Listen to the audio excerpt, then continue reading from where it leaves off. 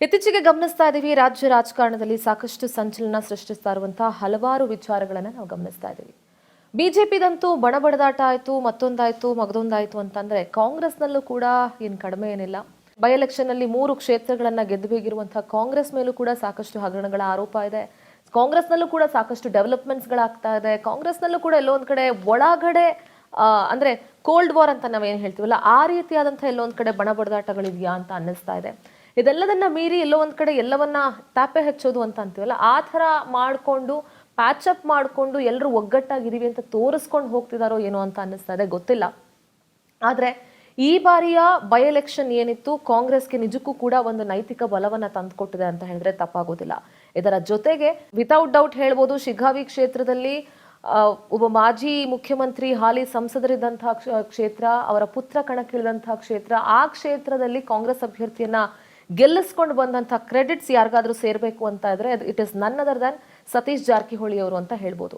ನಾನು ಯಾಕೀಗ ಅವರ ಹೆಸರನ್ನ ತೆಗೆದುಕೊಂಡೆ ಅಂತಂದ್ರೆ, ಇವತ್ತಿನ ಪವರ್ ಪಂಚ್ ನಲ್ಲಿ ನಮ್ಮ ವಿಶೇಷ ಅತಿಥಿಯಾಗಿ ಸನ್ಮಾನ್ಯ ಸಚಿವರಾಗಿರುವಂತಹ ಸತೀಶ್ ಜಾರಕಿಹೊಳಿ ಅವರಿದ್ದಾರೆ. ಅವ್ರನ್ನ ಕಾರ್ಯಕ್ರಮಕ್ಕೆ ಬರ್ಮಾಡ್ಕೊಳ್ತೀನಿ. ಸರ್ ನಮಸ್ತೆ, ಕಾರ್ಯಕ್ರಮಕ್ಕೆ ಆತ್ಮೀಯ ಸ್ವಾಗತ. ಹೇಗಿದ್ದೀರಿ ಸರ್? ಚೆನ್ನಾಗಿದ್ದೀನಿ, ಹೇಳಿ ಸರ್. ಫಸ್ಟ್ ಆಫ್ ಆಲ್ ನಾನು ಕಂಗ್ರ್ಯಾಚುಲೇಷನ್ಸ್ ಹೇಳ್ತೀನಿ, ಯಾಕಂದ್ರೆ ಬೈ ಎಲೆಕ್ಷನ್ ಅಲ್ಲಿ 3 ಕ್ಷೇತ್ರಗಳನ್ನ ಗೆದ್ದಿದ್ದೀರಿ. ಯಾರು ಕೂಡ ನಿರೀಕ್ಷೆ ಮಾಡಿರಲಿಲ್ಲ ಬಿಜೆಪಿ ಈ ರೀತಿಯಾದಂತಹ ಸೋಲನ್ನು ಅನುಭವಿಸಬಹುದು ಅಂತ ಹೇಳಿ. ಮೊದಲನಾಗಿ ಏನು ಹೇಳ್ತೀರಿ ಸರ್? ನೋಡಿ, ನಾವೆಲ್ಲ ಸಂಘಟಿತರಾಗಿ ಹೋರಾಟ, ಒಂದೇ ವಿಚಾರಗಳಿಂದ ಕಾಂಗ್ರೆಸ್ ಪಕ್ಷವನ್ನು ಗೆಲ್ಲಿಸಲೇಬೇಕು.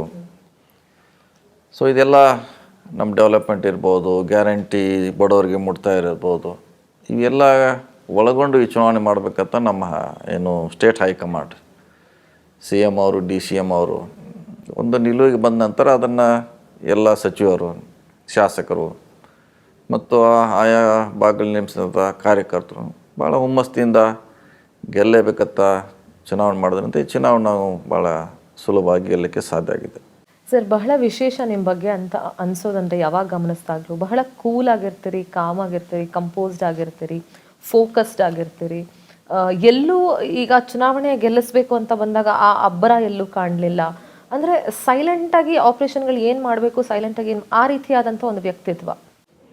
ನೋಡಿ ಮೇಡಮ್, ಸಾರ್ವಜನಿಕ ಜೀವನದಲ್ಲಿ ನಾವು ಎಷ್ಟು ಸೈಲೆಂಟ್ ಇದ್ವಿ ಅಷ್ಟು ಜನ ನಮ್ಮನ್ನು ಒಪ್ಕೋತಾರೆ. ಮತ್ತು ಕೆಲಸ ನಾವು ಅಬ್ಬರವಾಗಿ ಏನೂ ಮಾಡಲಿಕ್ಕಾಗಲ್ಲ. ಯಾಕೆ ನಾವು ಹೇಳ್ಬೋದು, ಅಬ್ಬರವಾಗಿ ಭಾಷಣ ಮಾಡ್ಬೋದು, TV ಮುಂದೆ ಹೇಳ್ಬೋದು, ಆದರೆ ರಿಸಲ್ಟ್ ಬರ್ದೇ ಹೋದರೆ ಜನ ಅದನ್ನು ನೆಗೆಟಿವ್ ಆಗಿ ತೆಗೆದುಕೊಳ್ತಾರೆ. ಅದಕ್ಕಾಗಿ ನಾವು ಎಷ್ಟು ಸ್ಲೋ ಇರ್ತೀವಿ, ಎಷ್ಟು ಕಾಮಾಗಿ ನಾವು ಥಿಂಕ್ ಮಾಡ್ತೀವಿ, ಆವಾಗ ನಾವು ಜನರಿಂದ ಆಕರ್ಷಣೆಗೊಳಗಾಗ್ತೀವಿ. ಚುನಾವಣೆ ನಿಂತಾಗ ನಮ್ಮ ಪರವಾಗಿ ಜನ ನಿಲ್ತಾರೆ, ವೋಟರ್ ನಿಲ್ತಾರೆ. ಸೊ ಇವೆಲ್ಲ ಜನರ ಬಯಸ್ತಾರೆ, ಹಿಂಗೆ ನಮ್ಮ ನಾಯಕರು ಹಿಂಗೆ ಇರಬೇಕು, ನಮ್ಮ ಶಾಸಕರು, ಮಂತ್ರಿಗಳು, ಮುಖ್ಯಮಂತ್ರಿಗಳು, ನಮ್ಮ ಮುಖಂಡರು ಈ ರೀತಿ ಇರ್ತಾರೆ. ನಮ್ಮ ಕೈಗೆ ಸುಲಭವಾಗಿ ಸಿಗಬೇಕು ಅವರು. ಫಸ್ಟು ಸಿಗದೆ ಹೋದರೆ ಪ್ರಶ್ನೆ, ಅದು ನಿಮ್ಮನ್ನು ಅವರು ಲೈಕ್ ಮಾಡೋಲ್ಲ. ಸೊ ಅವರು ಕೆಲಸದಾಗ ನೀವು ಸಿಗಬೇಕು. ಸೊ ಕೆಲಸ ಆಗ್ತದೆ ಬಿಡ್ತದೆ. ಎರಡನೇದು, ಅವರು ಕೇಳಬೇಕು ಅವರ ಅಹವಾಲುಗಳನ್ನು. ಸೊ ಇದೆಲ್ಲ ಜನ ಬಯಸ್ತಾರೆ. ಹೀಗಾಗಿ ಜನ ಯಾವ ರೀತಿ ಇರ್ತಾರೋ ಆ ರೀತಿ ನಾವು ಹೋಗ್ಬೇಕಾಗ್ತದೆ. ಸೊ ಅವ್ರ ಜೊತೆ ನಾವು ಕಾಂಪ್ರಮೈಸ್ ಆಗಲೇಬೇಕು. ಯಾಕೆ ನಾನು ಈ ಮಾತು ಕೇಳಿದೆ ಅಂತ ಹೇಳಿದ್ರೆ, ಮಗಳನ್ನು ಗೆಲ್ಲಿಸ್ಕೊಂಡು ಬರೋದ್ರಲ್ಲೂ ನೀವು ಯಶಸ್ವಿ ಆದ್ರಿ. ಸೊ ಆಗಲೂ ಕೂಡ ಯಾವುದೇ ಅಬ್ಬರ ಕಾಣಲಿಲ್ಲ, ಯಾವುದೇ ರೀತಿಯಾದಂತಹ ಹೆಡ್ವೇಟ್ ಕಾಣಲಿಲ್ಲ ಅಥವಾ ಆಡಂಬರ ಕಾಣಲಿಲ್ಲ.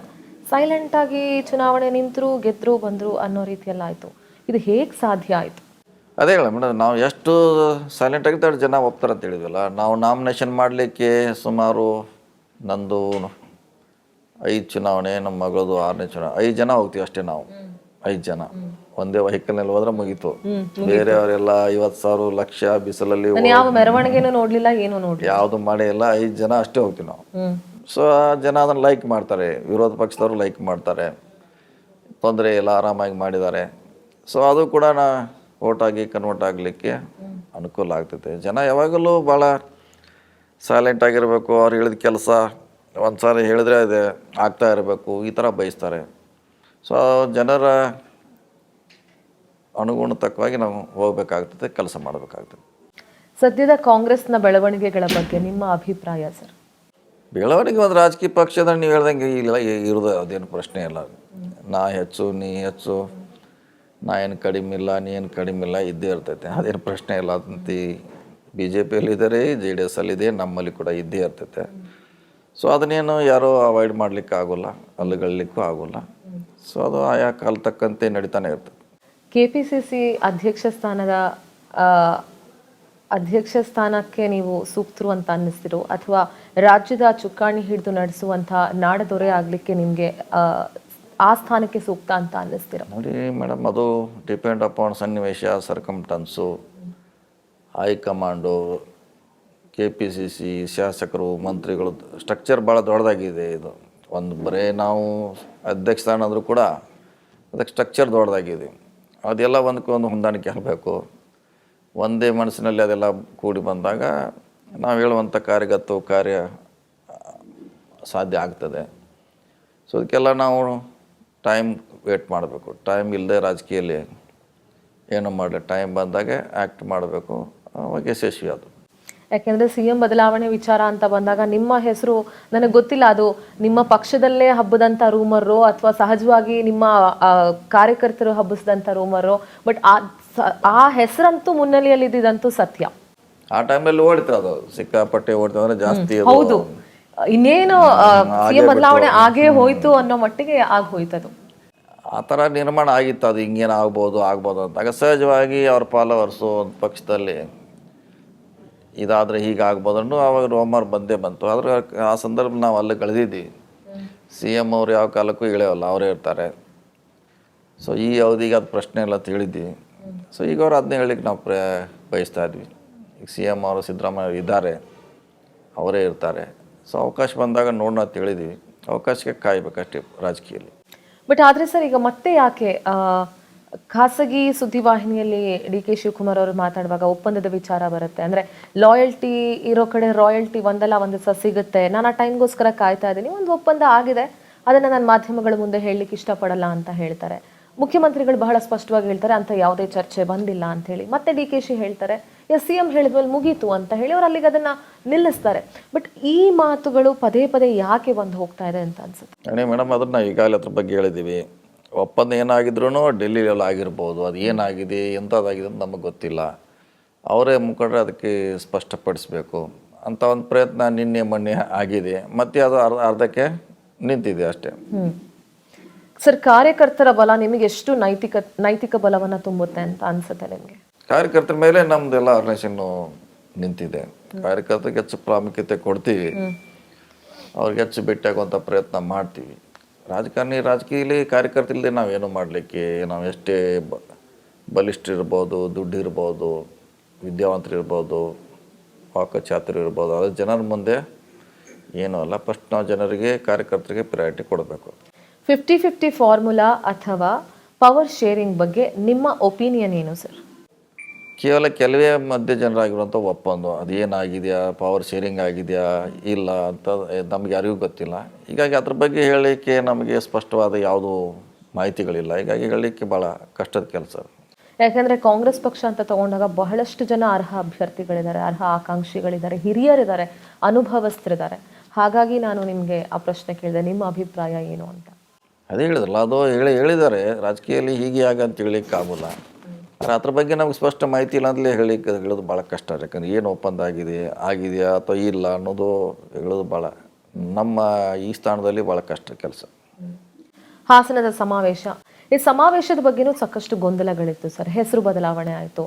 ಇದು ಸಿದ್ದರಾಮಯ್ಯನವರ ಬಲಪಡಿಸುವಂಥ ಶಕ್ತಿ ಪ್ರದರ್ಶನಕ್ಕೆ ಮುಂದಾಗಿದ್ದಂಥ ಸಮಾವೇಶವ ಅಥವಾ ಇದು ಯಾವುದನ್ನಕ್ಕೆ ನಾಂದಿ ಹಾಡಬೇಕಾದಂಥ ಸಮಾವೇಶ ಅಂತ ಅನಿಸ್ತಾ ಇತ್ತು? ನೋಡಿ, ಮೊನ್ನೆ ಗೆದ್ದಂಥ ಚುನಾವಣೆಗೆ 3 ಚುನಾವಣೆ ಗೆದ್ದಕ್ಕೆ ಅದೊಂದು ಸನ್ಮಾನ ಇರ್ಬೋದು ಅಥವಾ ಅಭಿನಂದನೆ ಕಾರ್ಯಕ್ರಮ ಇರ್ಬೋದು. ಅದು ನೀವು ಹೇಳ್ದಂಗೆ ಮುಂಚೆ ಹೇಳ್ದಂಗೆ ಅದೊಂದು ಬೇರೆ ವೇದಿಕೆಯಲ್ಲಿ ಸಮಾವೇಶ ಆಗ್ತಾಯಿತ್ತು. ಆದರೆ ಎಲ್ಲೋ ಒಂದು ಕಡೆ ಪಕ್ಷಕ್ಕೆ ಆಸಕ್ತಿ ಬರಲಿ, ಅದು ಕ್ರೆಡಿಟ್ ಬರಲಿ ಅಂತ ಮಾಡಿರ್ಬೋದು. ಮಾಡಿದ್ರಲ್ಲಿ ಏನು ತಪ್ಪಿಲ್ಲ. ಯಾಕೆ ನಾವು ಅಹಿಂದ ಅಂತ ಮಾಡಿದ್ರು ಅದು ಕಾಂಗ್ರೆಸ್ ಅಂತ ಮಾಡಿದ್ರು ಅಹಿಂದಾನೆ, ಆ ಥರ ಏನು ಪ್ರಶ್ನೆ. ಅದೇ ಜನ ಅಲ್ಲಿ ಬಂದಿರ್ತಾರೆ. ಹಿಂದಿನ ನಮ್ಮದು ಪೋಸ್ಟರ್ ಚೇಂಜ್ ಆಗ್ತೈತೆ ಹೊರತಾಗಿ ಜನಗಳ ಚೇಂಜ್ ಆಗೋಲ್ಲ. ಭಾಷೆನ ಅದೇ ಇರ್ತೈತೆ, ವಿಚಾರಗಳದೇ ಇರ್ತೈತೆ. ಹೀಗಾಗಿ ಕಾಂಗ್ರೆಸ್ ಮಾಡಿದ್ರು ಒಂದೇ, ನಮಗೆ ಅಹಿಂದ ಮಾಡಿದ್ರು ಒಂದೇ. ಇದೇನು ಹೊಸದಲ್ಲ. ಇಂಥ ಸಿದ್ದರಾಮೋತ್ಸವ ಮಾಡ್ತಾ ಹಿಂದೂ ಕೂಡ ಇದು ಸಮಸ್ಯೆ ಬಂದಿತ್ತು. ಅವಾಗೂ ಕಾಂಗ್ರೆಸ್ ಸಮಾವೇಶ ಮಾಡಿದ್ವಿ. ಮಧ್ಯೆ ಇದು ಗೊಂದಲ ಇದ್ದಿದೆ, ರಾಜಕೀಯದ ಮ್ಯಾಗ ಇದೆಲ್ಲ ಇದ್ದಿದೆ. ಸರಿಪಡಿಸುವಂಥ ಕೆಲಸ ಹಿರಿಯರು ಮಾಡ್ತಾರೆ. ಓಕೆ ಸತೀಶ್ ಜಾರಕಿಹೊಳಿ ಅವರ ಸ್ಟ್ರೆಂತ್ ಏನು, ವೀಕ್ನೆಸ್ ಏನು?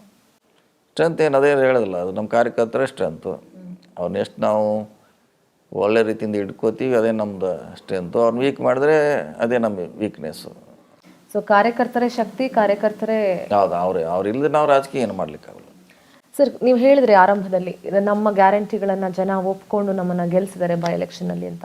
ಕಾಂಗ್ರೆಸ್ ಸರ್ಕಾರ ಅಧಿಕಾರಕ್ಕೆ ಬಂದ ಮೇಲೆ ಗ್ಯಾರಂಟಿಗಳ ಅನುಷ್ಠಾನ ಆಗಿದೆ ಅನ್ನೋದು ಬಿಟ್ಟರೆ ಅಭಿವೃದ್ಧಿ ನಿಜಕ್ಕೂ ಕೂಡ ಆಗ್ತಿದೆಯಾ ಅನ್ನುವಂಥ ಪ್ರಶ್ನೆ ಸಾರ್ವಜನಿಕ ವಲಯದಲ್ಲಿ ಮೂಡ್ತಾ ಇದೆ ಸರ್. ತಪ್ಪು ಕಲ್ಪನೆ ಇದೆ ಜನರಲ್ಲಿ. ಅಂದರೆ ವಿಶೇಷವಾಗಿ ವಿರೋಧ ಪಕ್ಷದವರು ಪದೇ ಪದೇ ವಾರಕ್ಕೊಂದ್ಸಾರಿ ಹೇಳ್ತಾರೆ ಅವರು, ಗ್ಯಾರಂಟಿಯಿಂದ ಕರ್ನಾಟಕ ಅಭಿವೃದ್ಧಿ ಆಗ್ತಾ ಇಲ್ಲ, ಸ್ಯಾಲ್ರಿ ಕೊಡ್ಲಿಕ್ಕೆ ಆಗ್ತಾ ಇಲ್ಲ, ಅದು ಇದು ಅಂತ. ಒಂದೊಂದು ಕಡೆ ಉದಾಹರಣೆ ಅಂಗನವಾಡಿಗೆ ನಾವು 2 ತಿಂಗಳಿಗೊಮ್ಮೆ ಕೊಡ್ತೀವಿ, ಕೆಲವು 6 ತಿಂಗಳಿಗೊಮ್ಮೆ ಸ್ಯಾಲ್ರಿ ಕೊಡ್ತೀವಿ. ನಾವು ಕೊಟ್ಟಿದ್ದಾರೆ, BJP ಅವರು ಕೊಟ್ಟಿದ್ದಾರೆ, ಎಲ್ಲ ಪಕ್ಷದವರು ಕೊಟ್ಟಿದ್ದಾರೆ. ಸಿಸ್ಟಮ್ ಹಂಗಿದೆ. ಆಮ್ಯಾಗೆ ಬೇರೆ ಬೇರೆ ಡಿಲೇ ಆಗ್ತೈತೆ. ಈಗ ಗೃಹಲಕ್ಷ್ಮಿ ಕೊಡಲಿಕ್ಕೆ 2 ತಿಂಗಳ ಸಾರಿ ಒಟ್ಟಿಗೆ ಕೂಡಿಸ್ಕೊಡ್ತೀವಿ. ಆ 1 ತಿಂಗಳು ಹಿಡ್ಕೊಂಡು ಕೊಡ್ತಾರೆ ಅವರು. 1 ತಿಂಗಳಿಂದ ನೀವು ಕೊಟ್ಟಿಲ್ಲ, ಆರ್ಥಿಕ ದಿವಾಳಿ ಹೇಳಲಿಕ್ಕೆ ಶುರು ಮಾಡ್ತಾರೆ. ಸೊ ಸರ್ಕಾರ ಅಂದರೆ ಅದನ್ನ ಎಕ್ಯುರೇಟ್ ಇರೋಲ್ಲ, ಅದು ಎಕ್ಯುರೇಟ್ ಇರೋಲ್ಲ. ಹಿಂಗೆ ಕಂಪ್ಯೂಟರ್ ಥರ ಕೆಲಸ ಮಾಡೋಲ್ಲ. ಡಿಲೇ ಆದಾಗ ಸಂಬಳ ಅದನ್ನೇ ನಂಬ್ಕೊಂಡು ಜೀವನ ಮಾಡೋರು ಕಷ್ಟ. ಏನು ಮಾಡಲಿಲ್ಲ. ಇವತ್ತು ಬಂದದಲ್ಲ, ಹಿಂದೆ BJPಯಲ್ಲೂ ಆಗಿದೆ, BJPಯಲ್ಲೂ ಇದು ಆಗಿದೆ. ನಮ್ಮ ಸರ್ಕಾರ ಅಷ್ಟೇ ಹೇಳ್ತಿಲ್ಲ, BJPಯಲ್ಲೂ ಆಗಿದೆ, ದಳದಲ್ಲಿ ಆಗಿದೆ. ಸೊ ಡಿಲೇ ಆಗಿದೆ. ಸರ್ಕಾರ ಅನ್ಬೇಕು ಇವತ್ತೇ 30 ಅಂದ್ರೆ 30ಕ್ಕೆ ನಾವು ಕೊಡೋಲ್ಲ, 10 ತಾರೀಕು ಕೊಡ್ತೀವಿ. ಒಂದೊಂದು ಸಾರಿ 6 ತಿಂಗಳಿಗೆ ಬಿಟ್ಟು ಕೊಟ್ಟದ್ದು ಉದಾಹರಣೆಗಳಿದ್ದಾವೆ. ಸೊ ಅದನ್ನೇ ಅವರು ಅಪಪ್ರಚಾರ ಮಾಡ್ತಾರೆ, ದಿವಾಳಿ ಆಗಿದ್ದಾರೆ, ಅವ್ರ ಕಡೆ ದುಡ್ಡಿಲ್ಲ, ಎಲ್ಲ ಹಣ ಗ್ಯಾರಂಟಿಗೆ ಹೋಗ್ತಾ ಇದೆ ಅಂತ. ಗ್ಯಾರಂಟಿ ಹಣ ಸಪ್ರೇಟ್ ಇದೆ, ಡೆವಲಪ್ಮೆಂಟ್ ಹಣ ಸಪ್ರೇಟ್ ಇದೆ. ಇಷ್ಟು ಸ್ಥಾನಗಳಿರುವಾಗ ಯಾಕೆ ಸರ್ ಇಷ್ಟೆಲ್ಲ ಆದರೂ ಕೂಡ ಹಗರಣಗಳ ಸುಳಿಯಲ್ಲಿ ಸರ್ಕಾರ ಸಿಕ್ಕಾಕೊಳ್ತಾ ಇದೆ? ಫಾರ್ ಎಕ್ಸಾಂಪಲ್ ಅಬಕಾರಿ ಇಲಾಖೆದಿರ್ಬೋದು, ಭೋವಿ ನಿಗಮದಿರ್ಬೋದು, ವಾಲ್ಮೀಕಿ ನಿಗಮದಿರ್ಬೋದು, ಬಹಳ ಮುಖ್ಯವಾಗಿ ಸರ್ಕಾರವನ್ನು ಮುಜುಗರಕ್ಕೀಡು ಮಾಡಿದಂದ್ರೆ ಮೂಡ ಹಗರಣ ಅಂತ ಹೇಳ್ಬೋದು. ಇದೆಲ್ಲ ಬೇಕಿತ್ತ ಸರ್ಕಾರಕ್ಕೆ ಅಂತ ಅನ್ಸೋದಿಲ್ವಾ ನಿಮಗೆ? ನೋಡಿ ಮೇಡಮ್, ಯಾರು ಮಾಡಬೇಕಂತ ಮಾಡಿದ್ದಲ್ಲ, ಎಂದೋ ಎಲ್ಲಿ ಬಂದೇ ಬರ್ತದೆ. ಇದು ಯಾರು ಮಾಡಬೇಕು, ನಾವು ಹಿಂಗೆ ಇದೆಲ್ಲ ನಮಗೆ ಇಷ್ಟೆಲ್ಲ ತಾಪತ್ರೆ ಬರೋದು ಯಾರೂ ಬಯಸೋದಿಲ್ಲ. ಒಂದ್ಸರಿ ಕಾಣದ ಆಗಿರ್ಬೋದು, ಕಾಣದ ಆಗಿದಾಗಿಂತ ಭಾಳಷ್ಟು ಉದಾಹರಣೆಗಳಿರ್ತಾವೆ. ಈ ಮೂಡ ನೀವು ಹೇಳಿದ್ದು ಇದು 20 ವರ್ಷದ ಸೀರಿಯಲ್. ಇದು ಹೌದು, 21 ಏನಾಯಿತು, ಈಗ ಏನಾಯಿತು, ಯಾಕಾಯ್ತನ್ನ ಇದು ಲೋಕಾಯುಕ್ತ ಮಾತ್ರ ತನಿಖೆ ಮಾಡಬೇಕು. ಈಗ ನಮ್ಮ ವರ್ಷನ ನಾವು ಹೇಳ್ತೀವಿ, BJP ಅವರು ಅವ್ರ ವರ್ಷನ ಅವ್ರು ಹೇಳ್ತಾರೆ, ಅಂತಿಮವಾಗಿ ಲೋಕಾಯುಕ್ತರಿದ್ದಾರೆ, ಅವ್ರು ಹೇಳ್ಬೇಕಿದ್ರಾಗ ಏನಾಗಿದೆ. ಇಡಿ ಪತ್ರ ಬರೆದಿದೆಯಲ್ಲ ಸರ್, ಅದ್ರ ಬಗ್ಗೆ ಏನ್ ಹೇಳ್ತೀರಿ? ಇಡಿ ಪತ್ರದಲ್ಲಿ ಬಹಳ ಸ್ಪಷ್ಟವಾಗಿ ಅವರು ಅಂದ್ರೆ ಡೈರೆಕ್ಟ್ ಆಗಿ ಹೇಳ್ತಿದ್ದಾರೆ, ಎಸ್ ಇದರಲ್ಲಿ ಅಕ್ರಮ ನಡೆದಿದೆ, ಸಿದ್ದರಾಮಯ್ಯ ಅವರ ಅಕ್ರಮ ಅಂದ್ರೆ ಅವರ ಕುಟುಂಬ ಅಕ್ರಮ ಮಾಡಿದೆ ಅಂತಾನೆ ಹೇಳ್ತಾ ಇದ್ದಾರೆ ಪತ್ರದಲ್ಲಿ. ನೋಡಿ ಮೇಡಮ್, ಅಂತಿಮವಾಗಿ ಇದು ಪ್ಯಾರಲಲ್ ಆಗಿ 2 ಏಜೆನ್ಸಿ ಬೇರೆ ಬೇರೆ ಇದೆ. ಅವರು ಲೆಟರ್ ಬರೆದು ನನಗೆ ಯಾಕೋ ಸರಿ ಅನಿಸ್ತಾ ಇಲ್ಲ. ಯಾಕಂದರೆ ಅವ್ರ ಏಜೆನ್ಸಿನೇ ಬೇರೆ, ಇವ್ರ ಏಜೆನ್ಸಿನೇ ಬೇರೆ. ಇವ್ರು ಮಾಡಿ ಇವ್ರು ತಮ್ಮ ವರದಿ ಕೊಡಬೇಕಿತ್ತು. ಇನ್ನೊಂದು ಏಜೆನ್ಸಿಗೆ ನೀವು ಹಿಂಗೆ ಮಾಡಿ ಹಂಗಾಗಿದೆ ಅಂತ ಹೇಳೋದು ಸರಿಯಾದ ಕ್ರಮ ಅಲ್ಲ. ಎಲ್ಲಿ ಅದರಲ್ಲಿ ರಾಜಕೀಯ ಸೇರಿದೆ ಅಂತ ಅನಿಸ್ತಾ ಇದೆ. ಲೋಕಾಯುಕ್ತ ಅವ್ರು ತಮ್ಮದೇ ಅಂತ ತಮ್ಮ ದಾಟಿಯಲ್ಲಿ ಅವ್ರು ಮಾಡ್ತಾರೆ. ಸೊ ಎಲ್ಲೇ ಒಂದು ಕಡೆ ಸಮಸ್ಯೆ ಸುಳಿಯಲ್ಲಿ ಸಿಕ್ಕಿಸ್ಲಾಕ್ಲಿಕ್ಕೆ ಪ್ರಯತ್ನ ಮಾಡ್ತಾರೆ. ಆದರೂ ಅಂತಿಮವಾಗಿ ಕೋರ್ಟ್ ಇದೆ, ನ್ಯಾಯಾಲಯ ಇದೆ, ನ್ಯಾಯ ಸಿಗುತ್ತೆ. ಹಗರಣಗಳ ಸುಳಿಯಲ್ಲಿ ಸಿಕ್ಕಾಕೊಂಡು ಮುಜುಗರಕ್ಕೀಡಾಗಿದ್ದಂಥ ಕಾಂಗ್ರೆಸ್ ಸರ್ಕಾರಕ್ಕೆ BJPಯ ಬಣ ಬಡಿದಾಟ ವರ ಆಯ್ತಾ ಅವ್ರ ಬಾಯಿ ಮುಚ್ಚಿಸ್ಲಿಕ್ಕೆ? ಇಲ್ಲ ಮೇಡಮ್, ಅವ್ರ ಜಗಳ ಏನು ಹೊಸದೇನಲ್ಲ, ಸುಮಾರು ದಿನಗಳಿಂದ ನಡೀತಾನೆ ಇದೆ. ಮಹಾಭಾರತ ರಾಮಾಯಣ ಹಳಿದೆ, ಅದು ಹೊಸದೇನಲ್ಲ. ಅವ್ರು ಜಗಳ ಆಡ್ತಿರ್ತಾರೆ, ಅವ್ರ ಪಾಡಿಗೆ ಅವ್ರು ಇರ್ತೈತೆ. ಅದರಿಂದ ನಮ್ಗೆ ಲಾಭ ಆಗ್ತೈತೆ ಹೇಳಲಿಕ್ಕಾಗೋಲ್ಲ. ಅವರು ಜಗಳ ಮಾಡ್ಬೋದು, ಹೊಡೆದಾಡ್ಬೋದು. ಅಂದರೆ ನಮ್ಮದೇ ಸರ್ಕಾರ, ನಮ್ಮ ಕೈಯಲ್ಲಿ ಸರ್ಕಾರ ಕೊಟ್ಟಿದೆ, ಒಳ್ಳೆಯ ಸರ್ಕಾರ ಕೊಡೋದು ನಮ್ಮ ಡ್ಯೂಟಿ. ಸೊ ಆ ಥರ ಲಾಭ ಆಗಿದೆ ಅಂತ ಹೇಳಲಿಕ್ಕೆ ಆಗಲ್ಲ. ಅದು ಸ್ವಲ್ಪ ಮಟ್ಟಿಗೆ ಜನ ಡೈವರ್ಟ್ ಆಗೇ ಆಗ್ತಾರೆ. ಅವರು ಈಗ ಪೀಕಿಗೆ ಹೋಗಿದ್ದಾರೆ, ಅವರು ಜಗಳ ಭಾರಿ ಪೀಕಿಗೆ ಹೋಗಿದೆ. ಅದು ಲಾಭ ಆಗಿದೆ ಅಂದರೂ ಕೂಡ ಅದು ಟೈಮಿಂಗ್ ಆಗ್ತಾರೆ. ಅದು ಕೂಡ ನಾವು ನಮ್ಮದೇ ಅಂತ ಸರ್ಕಾರ ನಾವು ಒಳ್ಳೆಯ ರೀತಿ ನಡೆಸ್ಲಿಕ್ಕೆ ನಾವೆಲ್ಲ ಪ್ರಯತ್ನ ಮಾಡಬೇಕು.